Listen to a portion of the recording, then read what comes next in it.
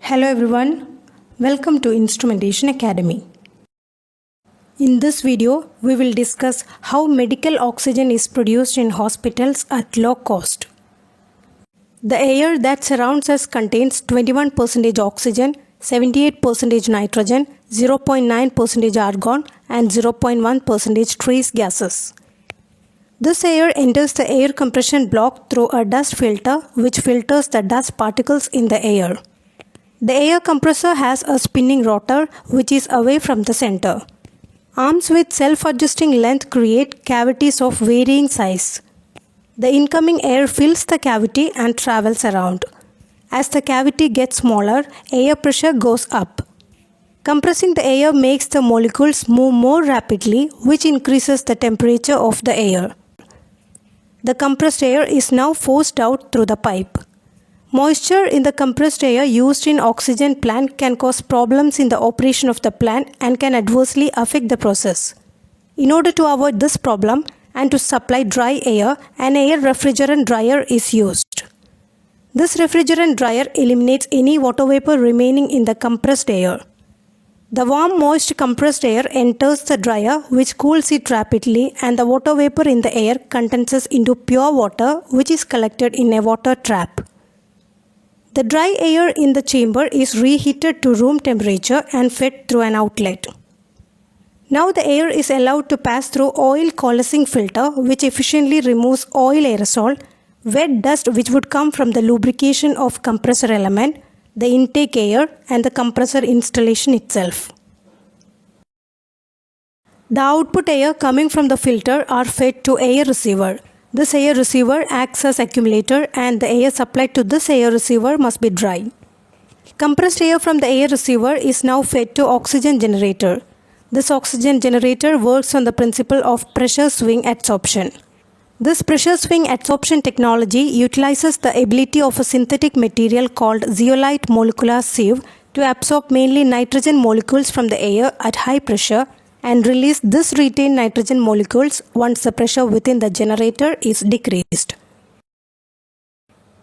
The pressure swing adsorption generator has two separate adsorption tanks which contains zeolite molecular sieve as adsorber. Dry compressed air from the air receiver is blown through a valve V1 to the first tank where the pressure is built to reach the operating pressure. As the air passes through the zeolite in the first adsorption tank, the nitrogen molecules get trapped in the pores of the zeolite while oxygen will pass through the adsorber and exit as product gas. This takes place until the adsorber has reached its maximum adsorption capacity. Simultaneously, the second tank is depressurized to atmospheric pressure by opening valve V4.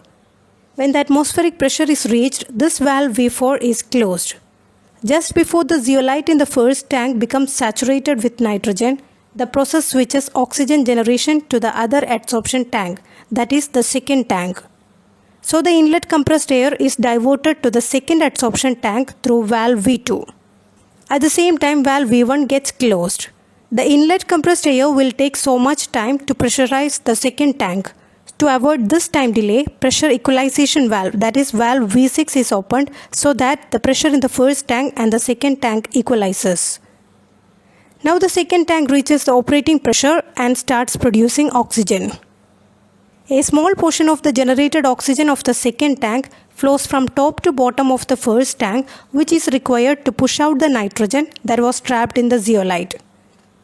Now as the pressure inside the first tank reduces, the zeolite loses its ability to absorb nitrogen and starts releasing the remaining nitrogen that was absorbed earlier.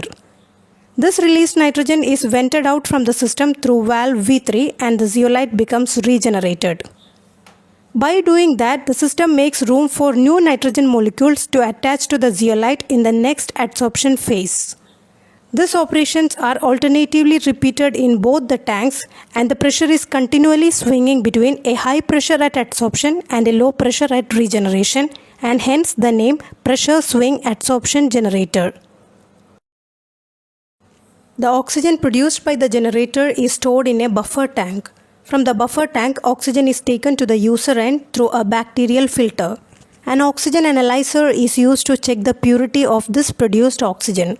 Oxygen booster is used to increase the pressure of the oxygen to meet various requirements of terminal user, and this oxygen booster is connected to cylinder refilling station where oxygen cylinders are refilled. Advantages of PSA oxygen generator over cryogenic oxygen plant.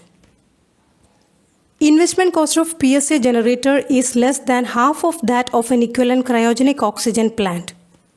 PSA oxygen generator's startup time is only 5 minutes. Therefore, depending on the oxygen demand, generator can be switched on and off very conveniently.